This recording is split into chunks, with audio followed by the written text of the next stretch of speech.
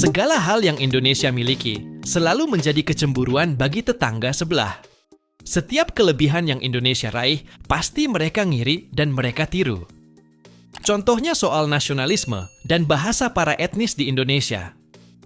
Malaysia begitu irinya melihat masyarakat keturunan Tionghoa atau Cindo di Indonesia yang begitu lancar berbahasa Indonesia. Di media sosial, banyak yang membandingkan Cindo dan Cina di Malaysia dalam menggunakan bahasa nasionalnya. Di Indonesia, orang Cina menggunakan bahasa Indonesia dengan fasih.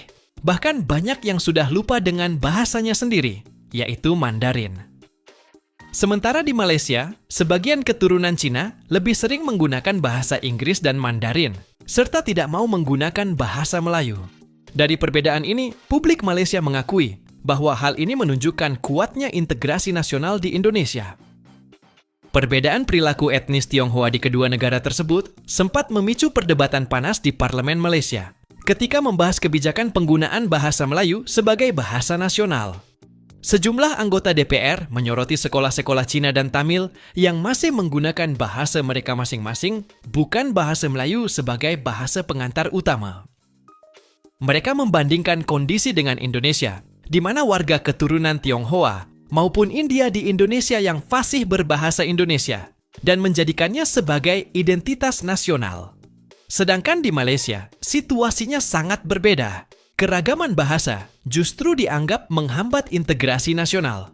Isu ini memicu perdebatan sengit di parlemen karena telah menyentuh persoalan sensitif antara identitas kebangsaan dan hak kelompok etnis dalam sistem pendidikan nasional. Langsung saja simak informasi selengkapnya berikut ini. Christine, kamu orang Malay ya? Bukan. Christine Chinese Malaysia. Christine sering banget ditanya gini. Di Malaysia ada 3 ras, yaitu Malay, Indian, dan Chinese. Bukan semua orang bisa dipanggil orang Malay. Bisa tersinggung loh. Kalau di Indonesia, semua orang mau dipanggil orang Indo. Solidaritas orang Indonesia mantap deh. Jadi, kalau Christine ditanya lagi, Christine akan menjawab, Christine Chinese Malaysian dan bukan Malay. Ma, menurut Mama bahasa Mandarinku penting nggak? Penting banget. Alasannya? Pertama, kalau kita ngomong Mandarin ke sesama Cindo, isu untuk rego lebih murah. Kedua, pas Imlek kan, kita so ngerti orang yang lebih tua pakai bahasa Mandarin ngomongin kita. Duh, durung mari. Kata lo, berguna saat get call or telepon. Kita pura-pura gak iso bahasa Indonesia. Utangnya Ibu? 你不明白，我不是 Indonesia 公民，我听不懂，你怎么 bukan orang 念？ Indonesia. 你看。 Loh, Orang di Indonesia, dia tukar nama dia. Bahasa dia bahasa Indonesia. Dia tak bercakap bahasa Cina. Saya terkejut. Kadang-kadang dengar suara macam orang Indonesia. Bila beralih tengok orang Cina. Kenapa Malaysia tak macam itu? Kenapa Malaysia tak macam itu? Tapi dia orang Indonesia tu, that's the point there. Ya, dia orang Indonesia pasal dia serap nilai hidup, cara hidup dan budaya Indonesia. Sebab itu mereka adalah orang Indonesia. Orang-orang pada heran Chinese di Indonesia tuh pada nggak bisa bahasa Mandarin. Oke, jadi sepengalaman aku kuliah di Malaysia dan tinggal di Malaysia selama 4 tahun kurang lebih. Aku inget banget pertama kali aku datang dan teman-teman aku yang asli orang Chinese, Malaysian, mereka itu langsung menyapa aku pakai bahasa Mandarin guys. Dan aku yang gak bisa bahasa Mandarin pada saat itu, aku celingak. Pada saat itu aku cuma sedikit ngerti, tapi aku langsung jawabnya pakai bahasa Inggris. Atau aku langsung bilang, sorry, I don't speak Mandarin, can you speak in English? Nah, terus mereka langsung kepo, kenapa kok? Kamu bukannya Chinese kok, kamu gak bisa bahasa Mandarin. Nah, ini yang membedakan Chinese Indonesian dan Chinese Malaysian in general. Rasa beza Cina Malaysia dan Cina Indonesia. Biasanya Cina di Malaysia, diorang cakap bahasa Melayu, ada slang diorang. Ada slang. I cuba buat. Hari ini sudah makan lah. Nanti kita pergi itu kedai, lepas tu kita beli loh. Inilah Cina Malaysia.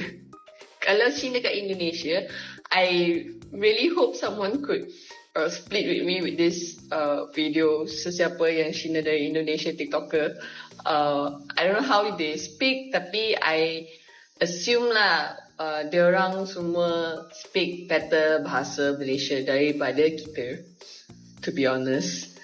So jangan jadi macam Malaysia, Cina punya Malaysia.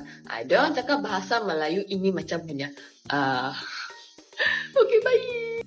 Melihat kepada masa depan anak bangsa kita. Identiti kita, pertama. Perpaduan dan meningkatkan kualiti pendidikan. Ini dah ada, dah perancangan. Tapi identiti kita di Indonesia.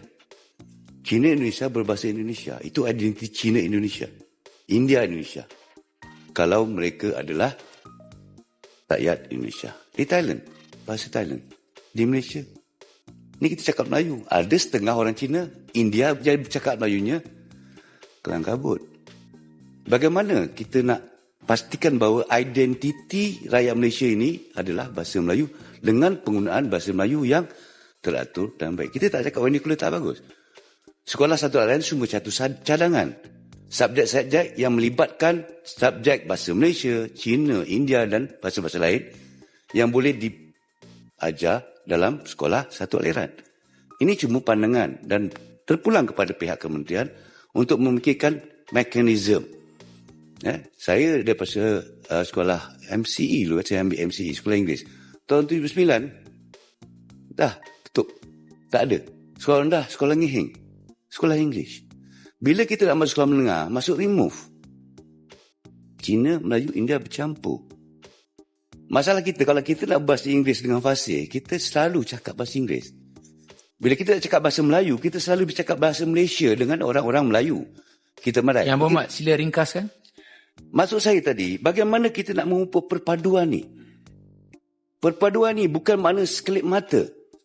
Ini kekuatan negara kita. Saya minta dikaji daripada awal, daripada sekolah rendah. Supaya perpaduan dalam negara kita dapat kita kekalkan sebagaimana yang telah kita lakukan dahulu. Dan saya mengharap bahawa Kementerian Pendidikan ini adalah tempat yang paling baik untuk kita memastikan identiti, perpaduan dan juga meningkatkan kualiti pendidikan ini adalah melalui pendidikan asas. Terima kasih.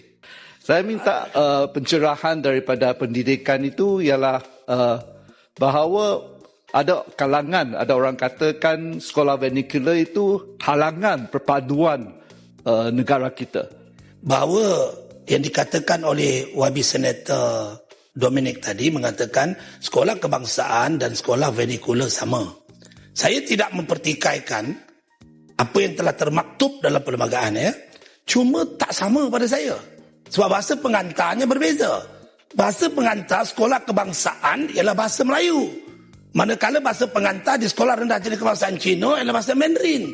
Bahasa pengantar di sekolah kebangsaan Tamil adalah bahasa India tu bahasa Tamil. Jadi apapun alasannya kekangan perpaduan tu ada, saya tak nak bincang itu. Saya nak betulkan bahawa tidak sama dari segi pendekatan dan approach serta pendekatan bahasa pengantarnya itu. Itu yang tidak sama. Jadi mohon pembetulan dan pencerahan daripada menteri. Dari segi yang telah termaktub di bawah Akta Pendidikan, betul yang berhormat, bahasa pengantar itu di sekolah kebangsaan adalah bahasa Melayu, manakala di sekolah vernacular adalah bahasa masing-masing. Tetapi kita tidak kompromi yang berhormat. Soal bahasa Melayu ini, walaupun ia bahasa pengantar ataupun bahasa kedua, tetapi ia mesti dan wajib dipertahankan walaupun di sekolah vernacular. Sebab itu kita mewajibkan ia tetap diajar, ia lulus, dan guru-guru yang kita hantar adalah guru-guru yang benar-benar mempunyai kapasiti untuk mengajar dan mempunyai kemahiran untuk mengajar bahasa Melayu walaupun di sekolah vernacular.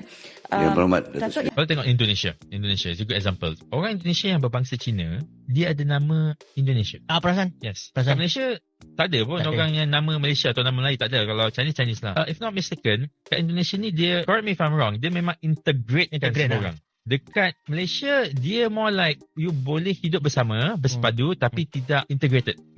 So Nama Cina, nama India, nama Melayu. Tapi kat Singapura, kat Indonesia susah unless kau tengok muka dia. Nak tengok muka pun tak tahu. Ini Cina ke Melayu ke mix ke macam mana?